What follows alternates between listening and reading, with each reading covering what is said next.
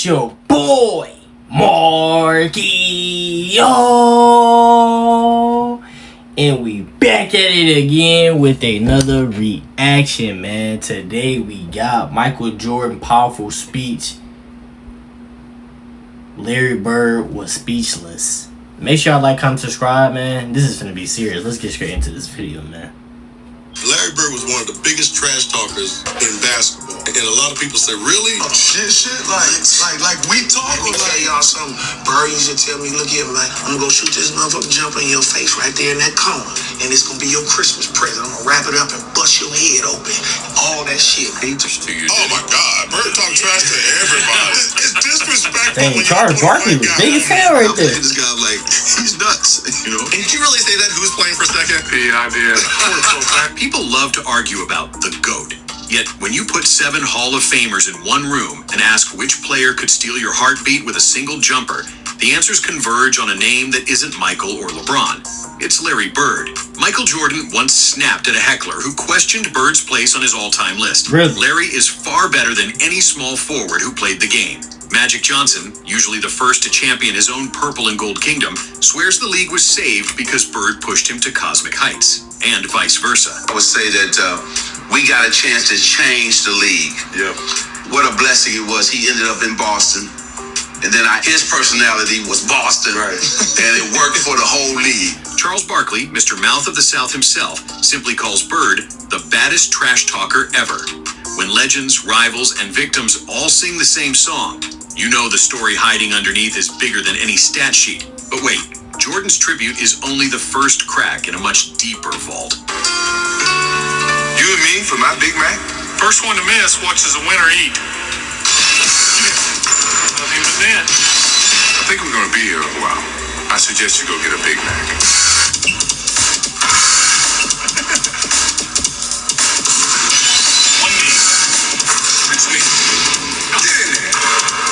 During a 2013 Q&A, Jordan was pressed, again, about LeBron James. He shrugged it off with a dagger. You guys don't get it. Larry is far better than any small forward who played the game. That line hit harder because MJ once spent his entire rookie deal chasing Bird's shadow.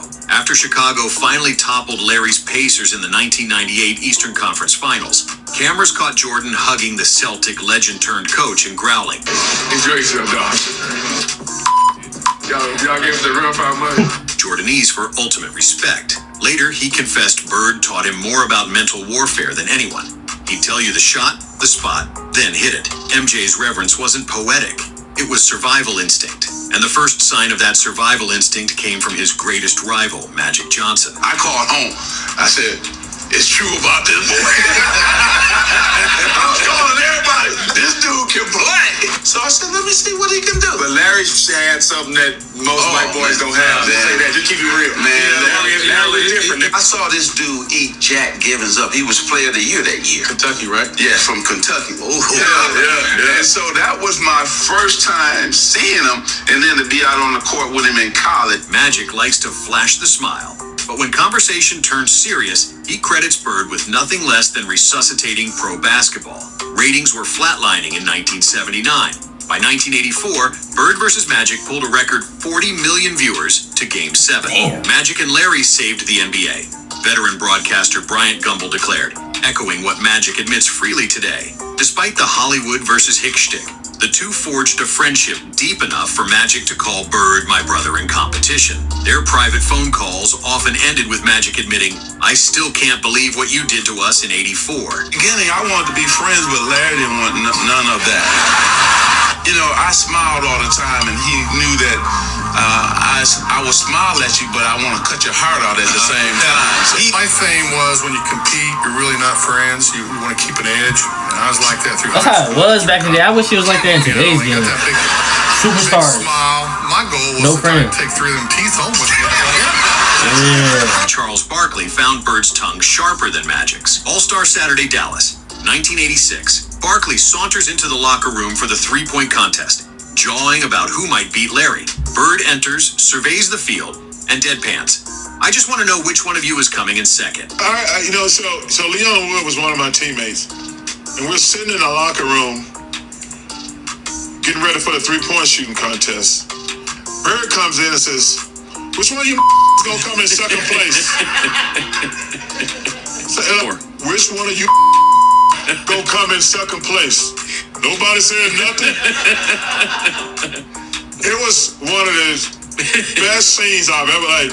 The room erupts. Barkley admits he wished Vegas had live odds because we all would have bet the mortgage on Bird. Says, "Man, I wish we had casinos. We could bet on that Bird gonna win this 3-point shooting contest." Sure enough, Larry never even removed his warm-up jacket. He drilled the money ball, index finger in the air before the shot splashed. The Chuckster's verdict? I've never been destroyed faster without a single dribble. But if Barkley felt burned, Dominique Wilkins got outright humiliated before tip-off. Rookie Dominique stretched out a hand for pregame respect. Bird clasped his behind his back and hissed, "You don't belong in this league, Holmes." Seconds later, first Celtics possession. Quick jab, high arc three, nylon. "Told ya," Bird muttered while trotting back. I got your first playoff game is against Boston, 1983. Oh, it was? Ah, okay. Yeah. That's a long time ago. You guys And had great what? battles. Yeah, that was the first time Bird ever talked trash to me. It was my rookie season. Really, the only thing he said to me, I'm guarding him. My first play, he's coming down. Wasn't upset he made the three. I said, "But this son of a gun just called me home."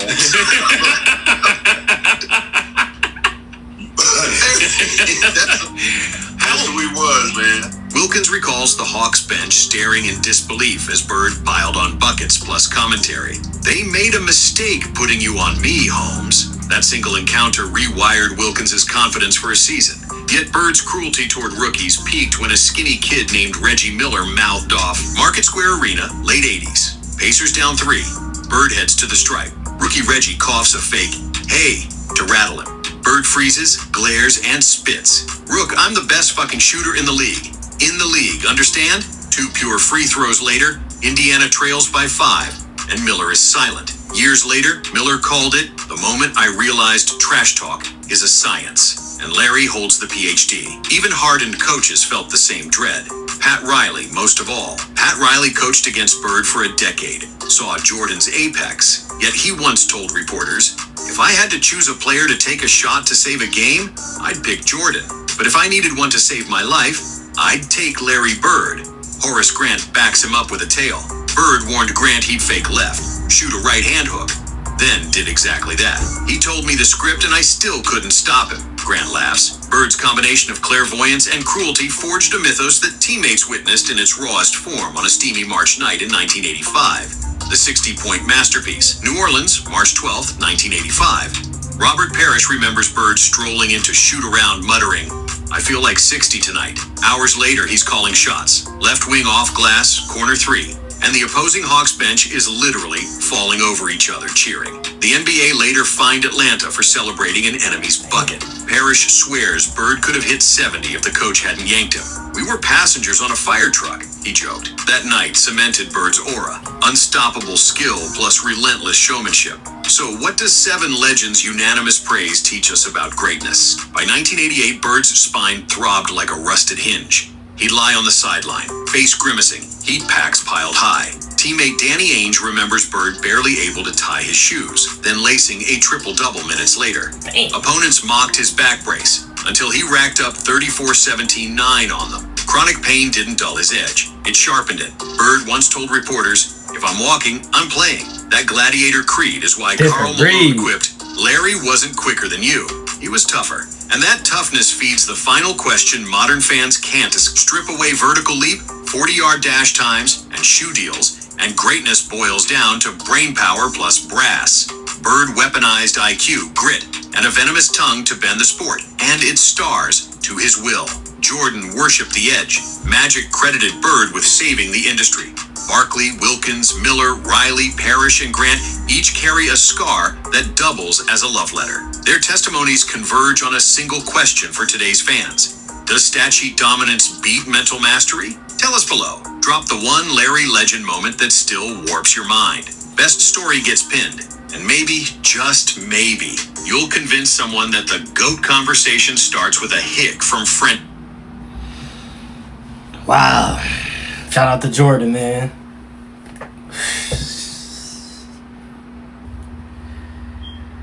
This is crazy, bro. You know what I'm saying? When I was just watching this video, I ain't really want to say too much because I was analyzing stuff in my head. You know what I'm saying? Because like the league is just it's like somebody would probably look at me like, dang, Mark, how you know so much about back in the day? Like this is your generation. Like you should be more like speaking highly about the players today. Now I like a lot of players today's game, but like when you just hear stories from like all the legends on like Michael Jordan and Larry Bird and players like that, it's like when they start to say like Larry Bird didn't want to be your friend on the court. It don't matter if you Michael Jordan, Magic Johnson, Kareem, Hakeem, Bill Russell. He don't care. He don't care. He coming at your neck every night. He not scared. He don't fear you. He's coming after you. And he's going to prove that he's the best on the court. And he's going to talk that stuff. It don't matter who you are. You can be Barack Obama. You know what I'm saying? It don't matter. And that's what I like about like Larry Bird. I start to analyze like, dang, I said this plenty of times in my videos, like, why players today's game is so friendly. It's like they scared to like really compete with each other, like make the game just fun. You know, when you see Larry Bird and Magic Johnson go head to head, both team riled up, hungry, talking stuff to each other, just ready to win. It's just the energy. The energy was way different back then. Now today's game is just like we all buddy. You know what I'm saying? The superstars don't guard each other like that. You know what I'm saying? 2 point guards don't guard each other. Kevin Durant and LeBron barely guard each other. Like the small forwards don't guard each other like that. They always put somebody else different. Like it's like as they shine away from like that work. You know what I'm saying? You gonna see Clyde Drexler and Michael Jordan go at it. You seen when they kept saying Clyde Drexler's up there with Mike, and Mike had to put on the show. We want to see stuff like that in the league. You know what I'm saying? One person I can say that really want that smoke when he was in his prime in today's game is Russell Westbrook. Russell Westbrook he don't care who you are. He almost fought his own old teammate Kevin Durant. Damian Lillard, he was talking stuff to, calling him little. Damian Lillard. You know what I'm saying? Damian Lillard, bro. And there's other players as well. Like, we need that energy back in the league. You know what I'm saying? Like, the way that's why it's so different from back then to the today game. Because, like, it was no friends. The whole season. We can be cool in the summertime, but the whole season, I'm not hollering at you or nothing. You know what I'm saying? It's going to be very competitive. You know what I'm saying? You know, they have so many stories. Michael Jordan go golfing with Celtic players or different players. He said one time, tell your boy Danny that I got something for him. Something about 40 or 50 or something. He came and scored 40 or 50. Like, bro, where is that iconic moments at? Like, we want to hear stories like that. Like, you know, Kevin Durant said blah blah blah, and Kevin Durant came and hit 50. Like, it's just another day. It's just like another day of sports. Like, back then it was not another day. It was like it's something good gonna happen. Like, or it's some trash talking. Like, it's something that's gonna happen. You know. But y'all let me know how y'all feel about that. Do y'all feel like what I just said makes a lot of sense? Y'all let me know in the comments, man. But make sure y'all like, comment, subscribe. Larry the Legend we need to talk about him way more often. We need a documentary, facts. But I love y'all. Hope y'all having a wonderful, blessed day. And continue to keep thanking the man upstairs, man. Without God, we are nothing at all. I'm going to preach that every time before I end the video. And I love y'all. And I'm going to see y'all. And I'm out.